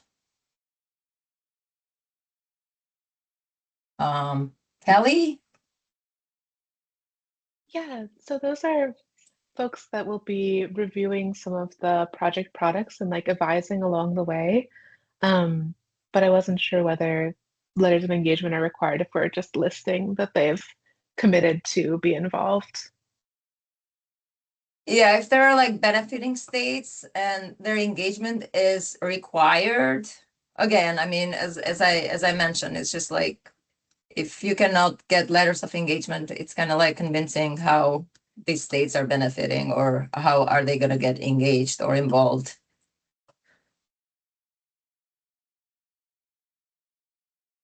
What was meant on previous slide about letters being from states and no other organizations? I talked about that. If we have subawards going to multiple universities across multiple states, should we solicit from the local PI for each university? Only the states that benefit. If you can get those letters from the states, again, State agencies. State agencies. Fish and Wildlife state agencies. Again, because as Silvana said, what was happening is states were finding out they were in proposals that nobody talked to them about. And the success of the proposal hinged upon whether the state was going to participate, whether that was providing data or people or whatever it is, and they knew nothing about it. So this is really a request from the states to say, hey, we want we want advance notice if our time or our data or our resources have been promised on our behalf without our knowledge. So that letter of engagement with a state fish and wildlife agency helps resolve that issue. So no, the universities, if you have subawards, that doesn't apply. That's not what they're looking for. Yeah. I think you got all those. I mean, I could pick up here with the systems. Yeah, I mean, and Karen is great with those office hours during the year, so we still go into details with all this information, but it's just like heads up right now. Okay, For the Karen. required systems, is that what you're talking about? Yeah, all the stuff. Okay, so, and this really applies, if you look on the left, it says, if invited to submit a complete grant application in Grant Solutions. So if you're rushing to get your proposal in now by July 14th to AFWA, you don't necessarily need to worry about this, but you should be paying attention to this, because the last thing you want is you've now been invited by AFWA to submit a proposal in Grant Solutions for Fish and Wildlife's review, and you don't have an account in Grant Solutions. You don't have a SAM.gov registration, which provides a unique entity identifier, which is required in order to apply in grants. Like, all these things start falling apart, and you start ruining your chances that you had a good chance of, moving along. But if you can't get your application in, there's no guarantee that we're going to be able to wait for all these things to happen. And these system registrations take time. They do not happen overnight. I will also say, for all of you out there that have a SAM.gov registration, you should be checking now, or like on July 15th, is my SAM registration active? Because if it's not, you've got to go update it. And that is not a quick process either. So if you have any questions about these system registrations, SAM.gov, grants.gov, the automated, what is it? The ASAP is where you get payments, and I never get the name right. but it's where, if you are awarded a grant, you will be able to draw down funds. We cannot issue an award to you if you do not have an ASAP registration. Oh, I had it right there. Automated standard application for payment. I guess I should read my own slides. Anyway, that's just the quick overview of that. I probably have slides for each one. I don't know, you just want to scroll through those real quick, but I know we're running out of time, so I don't want to. So SAM.gov is required again if you get past the AFWA proposal phase and you're being recommended, you need SAM.gov registration, get your UEI so you can then apply in Grant Solutions. Just make sure if you have it, it's not expired. Look at that now, or have somebody in your organization look now. Grant Solutions registration. If you have never used Grant Solutions before, your organization as the applicant must have an account. So you have to get your organization registered. The steps are here. It's based on, you just send an email. There's nothing you do online. You first have to send an email to help@grantsolutions.gov and make sure you include everything that's listed there. And then they will create an account. And then anybody who's going to be involved in submitting the application must have a user account that's associated with the organization. So please just make sure you're following those two steps. Next slide. ASAP, again, this is the automated standard application for payments. Just look through this, make sure you're ready. Deal with this after July 15th if you're not, or after July 14th if you don't have it yet. You don't need it in order to apply with AFWA at this first stage. And if you have any questions about this, let me know, because I often am the go-between sort of with help desk review, because some of the things technically that need to be resolved or fixed can happen through Fish and Wildlife, or advised through Fish and Wildlife to make this go more smoothly. Next slide. That's it. This one's yours, Ivana. Yeah. Well, reminders, just don't forget, here are all the links. This slide deck will be posted in AFWA website. So go there, open this up. While you're writing your proposal, just click on all the links that are there and make sure everything is where it's supposed to be. No tracks. Yeah, we don't talk about tracks anymore. We are done with that part. Resources, the Multi-State Conservation Grant Program website. Again, go in the slides, click in here, and this will show up, and you have everything there. You have an FAQ, you have the priority list of projects from last year, you have award abstracts posted at Partner with a Payer that Karen mentioned earlier. All the information that you need is there. You have the contact here for me as well. The recording is going to go down. If you look down bottom on the left side where it says sign up here, that's going to change to recording, and clicking on that link will take you to the recording. Also, here is where the slide deck will go as well.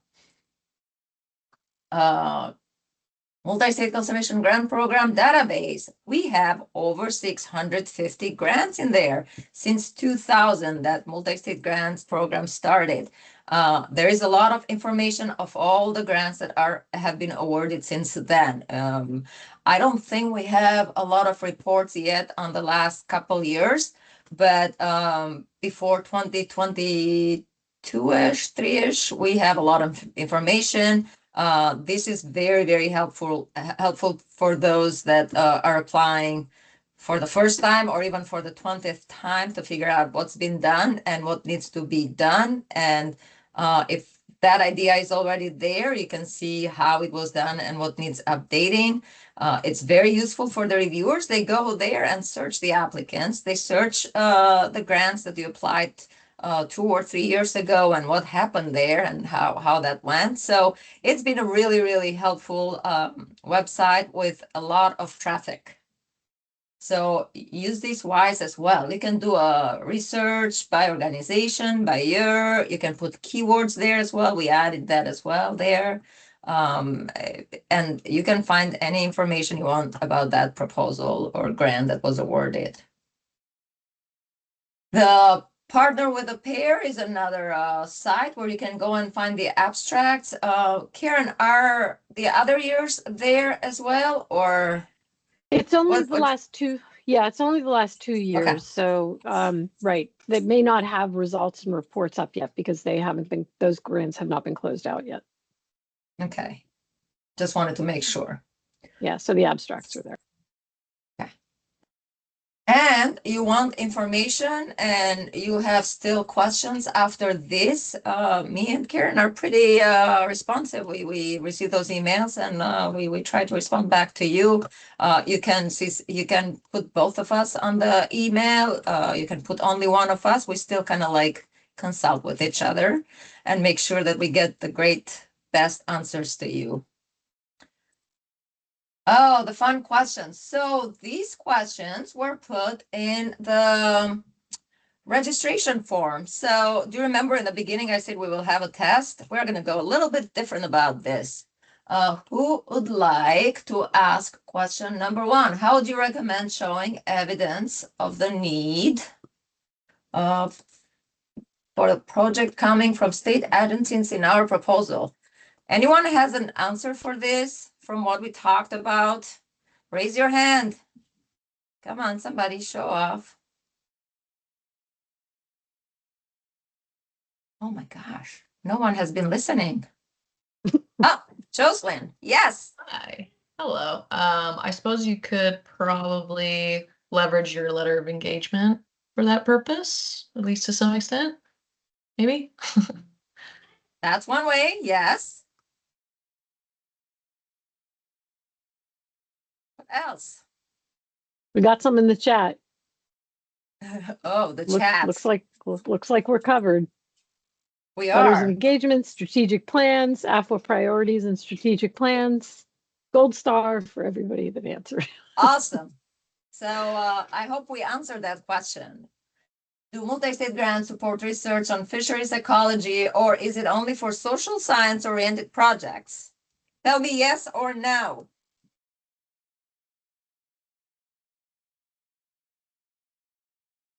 We're gonna be here a while. Silvana, you might want to No? just Okay. cut to the Okay, chase. fine. We will. Fine. I'll answer Yes, those. the answer Okay, is yes.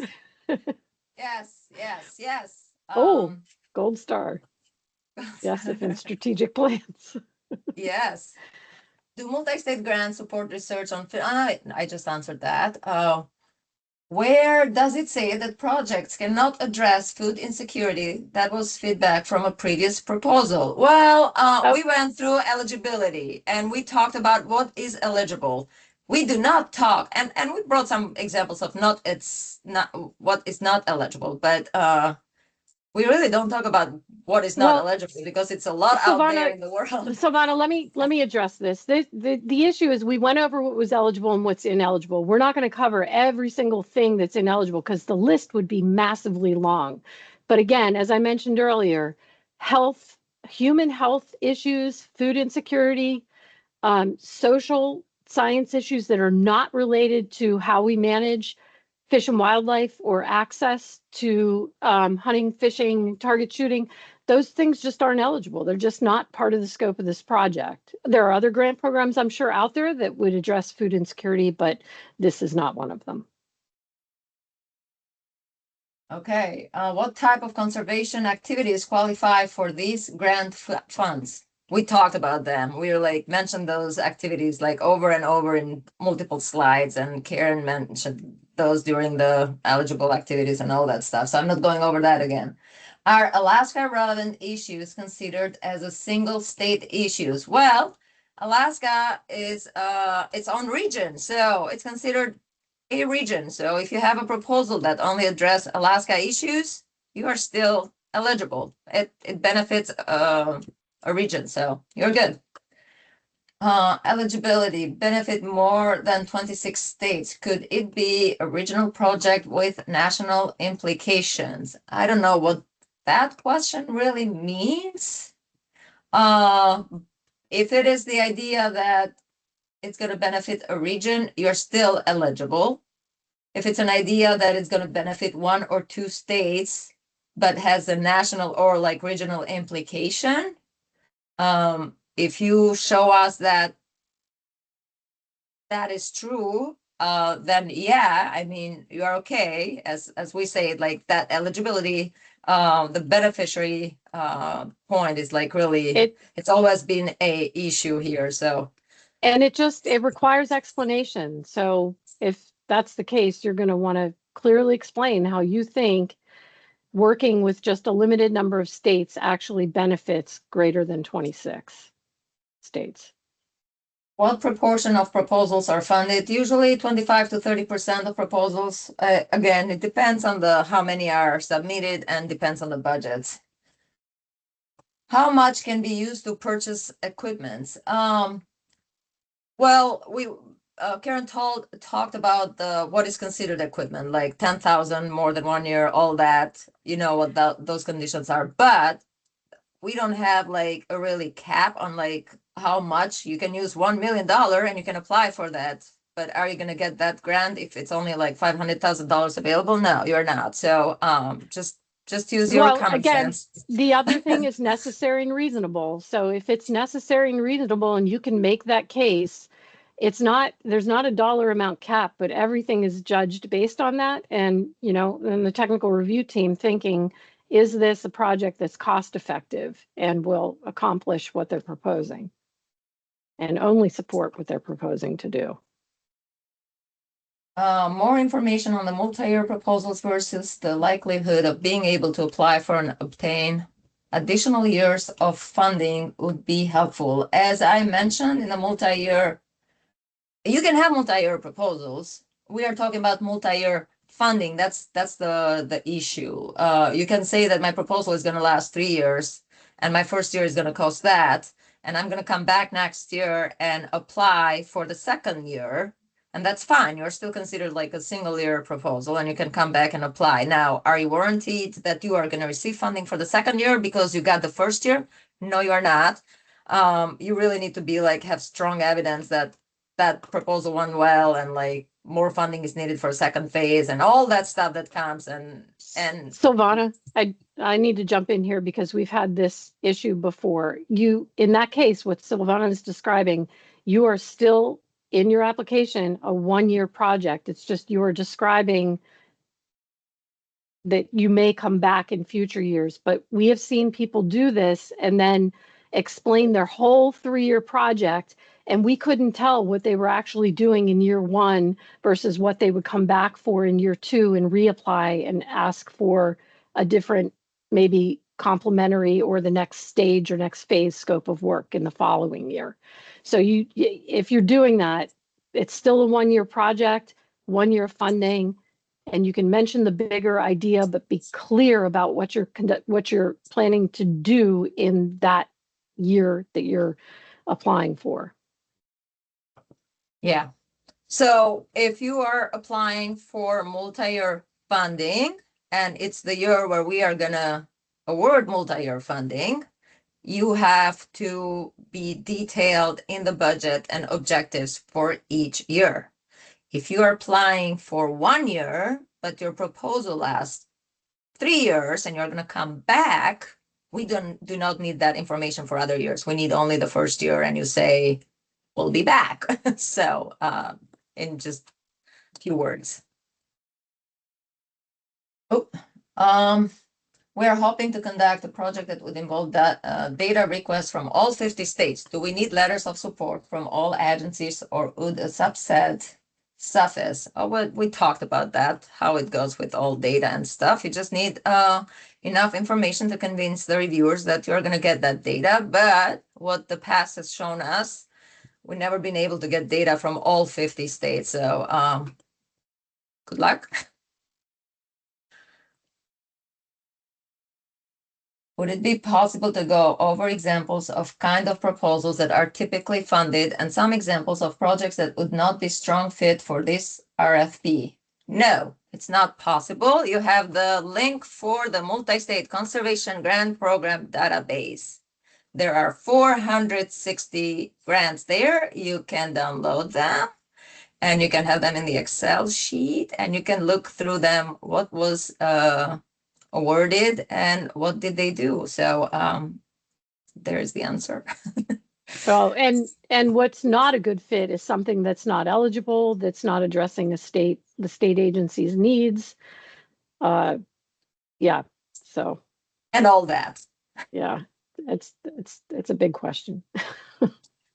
Are we able to email grant ideas or concepts to the grant coordinators to confirm eligibility?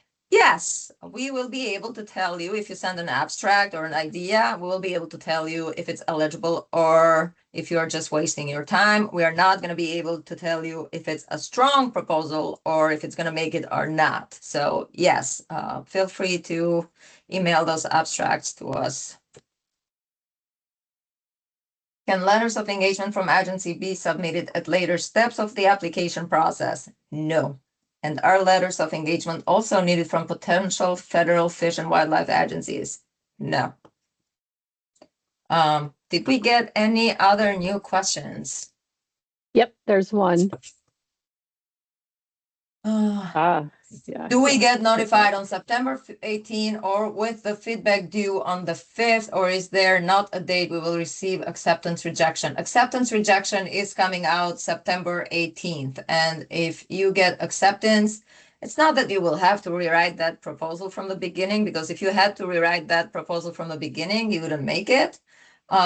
You'll get some feedback, and I think 2 weeks. 2 weeks, plenty of time to kind of like address those issues. Can you confirm, are multi-year projects requesting multi-year funding allowed in this cycle? Or is it only a single year? We cannot say that they're not allowed, but again, as I mentioned, there's really no funding for multi-year funding for the next cycle, so. No. No. So Silvana won't I cannot say say it, but no. I mean, I don't. Well, I mean, if it just doesn't sound like it applies this year. I hate for people to waste their time trying to submit it that way. But if you're, if you want to phase it out and just, I don't know if your project is amenable to that, but if you can just do it that way. It doesn't guarantee that you'll get year 2 or year 3, but because you have to apply competitively again.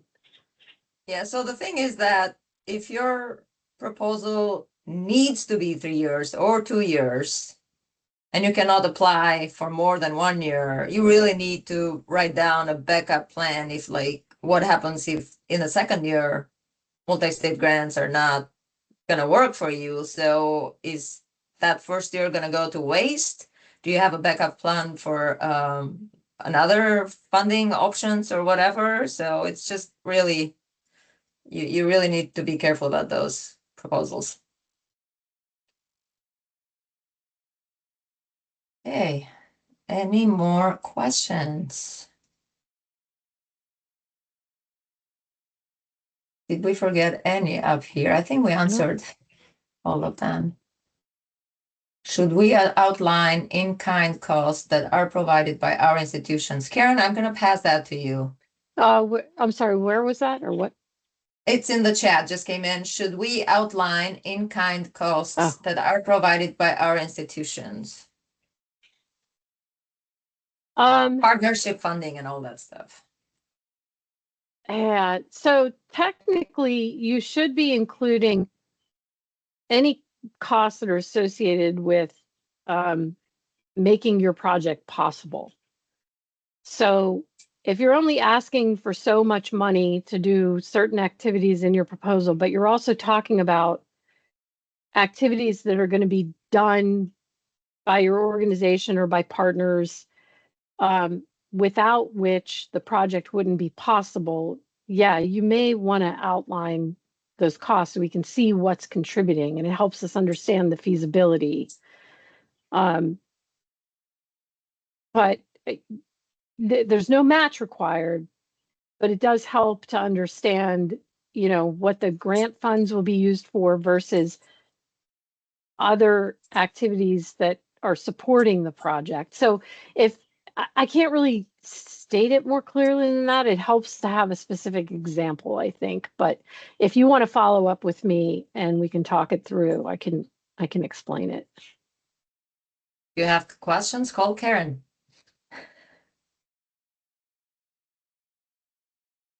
Okay. Any more questions? Please feel free to email us and we'll get back to you if you come up with other questions. And we're only 5 minutes over. We thought we'd be early. No, this was supposed to go till 3:30, so we're good. Oh, it was? Okay. Sorry, didn't mean to rush us then. We are good. We are still giving 25 minutes back if there is no more questions, which I don't think there is anymore. Okay. All right. Well, everyone, thank you. Thanks so much. I think this was great questions, involvement.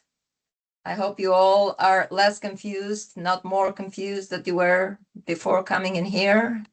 And let us know if you have any other questions. Otherwise, have a great rest of the day. Thanks, everyone. Thank you.